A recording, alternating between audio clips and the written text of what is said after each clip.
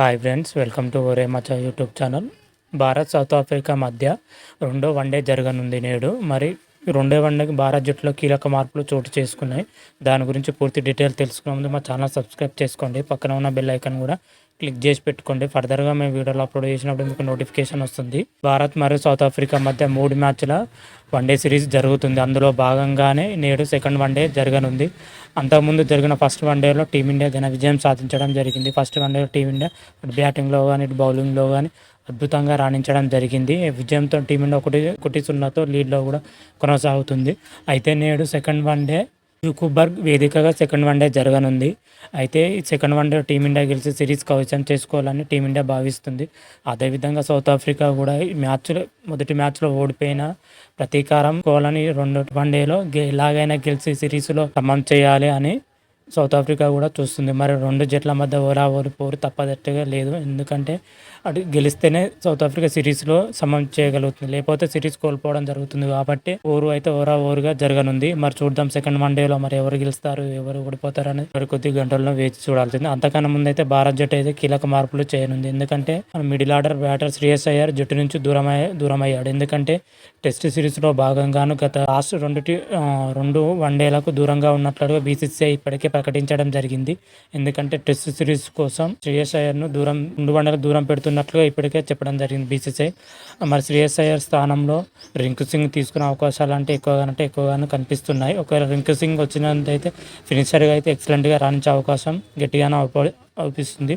అదేవిధంగా రింకు సింగ్ ఈ మ్యాచ్తోనే ఓడిఐ మ్యాచ్లకు అరంగేట్రం చేయనున్నాడు. మరి చూద్దాం రింకు సింగ్ తొలి వన్డేలో ఎట్లా ఆడతాడో, ఏ విధంగా ఆడతాడో వేచి చూడాల్సిందే. మొత్తం మీద అయితే భారత్ జట్టు ఈ ఒక్క మార్పుతోనే బరిలో దిగే అవకాశాలు ఎక్కువగా ఉన్నాయి. ఫస్ట్ వన్డేలో ఆడిన జట్టుతోనే మొత్తం ఆడనుంది, ఒక మార్పుతోనే బరిలో దిగనుంది. మొత్తం మీదిగా అయితే జట్టు వివరాలకు వచ్చినట్టే ఈ విధంగా ఉంటాయి. ఓపెనర్లుగా వచ్చేసరికి రుతురాజ్ గైక్వాడ్ అండ్ సాయి సుదర్శన్ రాణించనున్నారు.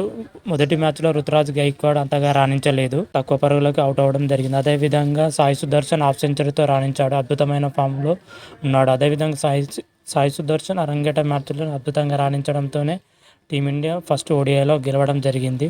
ఆ తర్వాత స్థానానికి వచ్చేసరికి తెలుగు తేజం మన తిలక్ వర్మ రానున్నాడు. తిలక్ వర్మ ఫస్ట్ ఓడిఐలో బ్యాటింగ్ చేసే అవకాశం చివరిలో 3 బాల్ విన్సున్నాగా 2 రన్స్ 3 రన్స్ ఉన్నాగా బ్యాటింగ్ చేయడం జరిగింది. అప్పటికే మ్యాచ్ గెలవడం అయిపోయింది. మరి ఈ మ్యాచ్లో తిలక్ వర్మ అద్భుతంగా రాణించారు. ఎందుకంటే T20 సిరీస్లో అద్భుతంగా రాణించాడు Tilak Varma.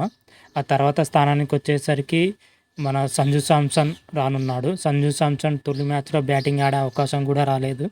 At least second ఓడిఐలోనైనా chance దొరుకుతుందో లేదో చూడాలి. కాకపోతే సంజు శాంసన్ తప్పక ఈ సిరీస్ రాణించాలి. ఎందుకంటే ఫర్దర్ సిరీస్లో చోటు దక్కాలంటే తప్పకుండా ఈ సిరీస్లో సంజు శాంసన్ చాలా కీలకంగా మారనుంది.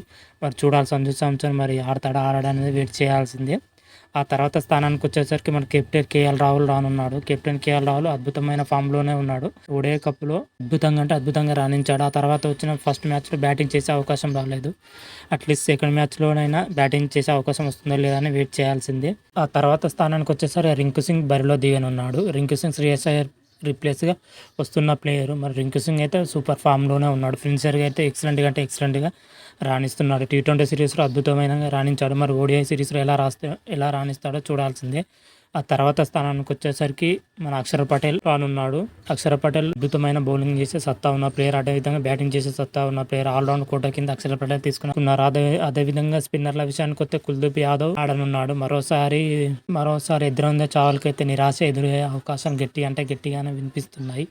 ఈ మ్యాచ్లో మరి కుల్దీప్ యాదవ్ ఆడనున్నాడు. మరోసారి చాహల్కు నిరాశ అయితే తప్పదు. ఆ తర్వాత వచ్చేసరికి పేసర్ల విభాగానికి వచ్చేసరికి ముఖేష్ కుమార్, ఆవేష్ ఖాన్, హర్షదీప్ సింగ్లు పేస్ విభాగాన్ని పోషించనున్నారు.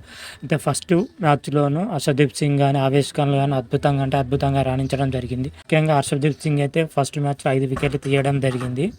అదేవిధంగా ఆవేష్ ఖాన్ వచ్చేసరికి 4 వికెట్లు తీయడం జరిగింది. మొత్తం మీద అయితే ఆవేష్ ఖాన్ మరి హర్షదీప్ సింగ్లు ఫుల్ ఫామ్లో ఉన్నారు.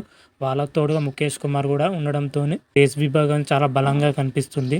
మొత్తం మీదుగా 11 మందితో కూడిన జట్టు సెకండ్ ఓడిఐ మరి సెకండ్ ఓడిఐలో మరి టీమిండియా గెలుస్తుందా లేదా అని చూడాలి. ఒకవేళ గెలిస్తే మాత్రమైతే టీమిండియా సిరీస్ కైవసం చేసుకుంటుంది. ఒకవేళ ఓడిపోతే మాత్రమైతే 1-1తో సిరీస్ సమానం ఉంటుంది. నిర్ణయాత్మక 3వ ఓడిఐలో మరి ఎవరు గెలిస్తే వాళ్ళదే ఉంటుంది. మరి చూడాలి సెకండ్ ఓడిఐలో టీమిండియా గెలుస్తుందా లేదా అనేది మరి కొద్ది గంటల్లో వేచి చూడాల్సిందే. మరి చూద్దాం. అంతవరకు మీకు ఈ వీడియో నచ్చినట్టయితే లైక్ చేయండి, షేర్ చేయండి. మరిన్ని వీడియోల కోసం మా ఛానల్ సబ్స్క్రైబ్ చేసుకోండి. పక్కన ఉన్న బెల్ ఐకాన్ కూడా క్లిక్ చేసి పెట్టుకోండి.